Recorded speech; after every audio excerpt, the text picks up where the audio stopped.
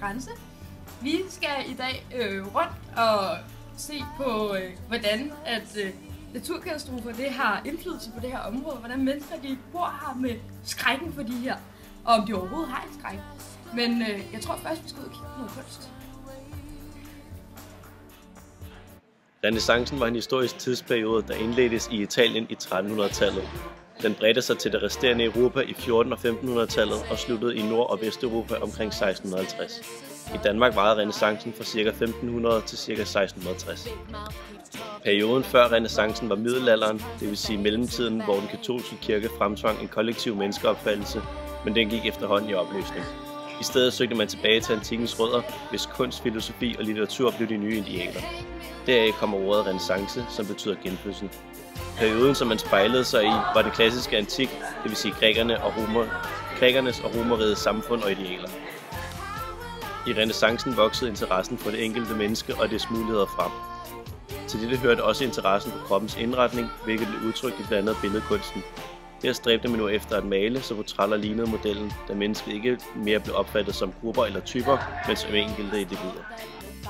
Så befinder vi os her på Uffizi, som er det verdensberømte museum for kunst. Og vi står her ved billedet Etnas Eruzione, altså Etnas udbrud, fra 1669 af Giacomo Platania, som er en meget berømt kunstner. På maleriet der ses der et landskab med et derv i baggrunden, en vulkan i udbruds mellemrummet, samt en by i forgrunden. I forgrunden ses der mennesker i både og nogle på land. Man kan tro, at de er på flugt fra lavaen, som snor sig omkring byen. Muren omkring byen holder lavaen ude, men noget af lavaen er også på vej mod vandet. Farverne i billedet de er meget lyse, bortset fra lavaen, som er rødlig og sort. Den grønlige farve er meget frembrusende, især i landskabsdelen. Den røde og den grønne farve ligger på samme niveau og er komplementærfarver, som kan være et trick fra kunstnerens side til at fremvise, hvad han vil. Nederst på billedet i midten, der står der nogle mænd i blåt, som ligner meget præster, da de også går med nogle stokke, hvor der er kors på. Og det ser lidt ud som om, at de beder til byen og til folkets overlevelse. Men man kan se på det her billede, at vulkaner havde rigtig stor indflydelse på livet dengang. Men lad os gå ud og finde ud af, om det har den samme indflydelse i dag. Vi har så været rundt omkring i Firenze og snakket med nogle af de lokale omkring, hvad de føler om naturkatastrofer som vulkanudbrud og jordskælv.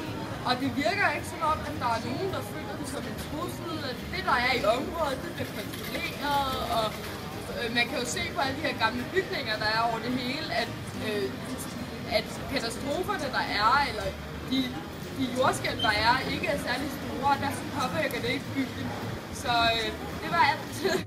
Ja, så står vi så her ved Palazzo Pitti og skal ind og høre et interview.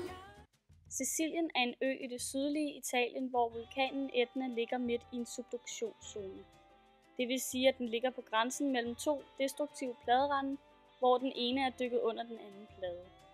Her er der tale om de to kontinentalplader, den eurasiske og den afrikanske plade, hvor sidstnævnte er dykket under den anden. Etna, som ligger oven på den afrikanske kontinentalplades neddykning, er derfor en meget aktiv og eksplosiv vulkan. Denne neddykning har betydet, at skorpen er blevet presset op, og magmaen, som kommer, også er produceret af den underskudte kontinentalplade. Selvom vulkanen er aktiv, bosætter folk sig stadig nær Etna, da de kan udnytte den mineralrige jord.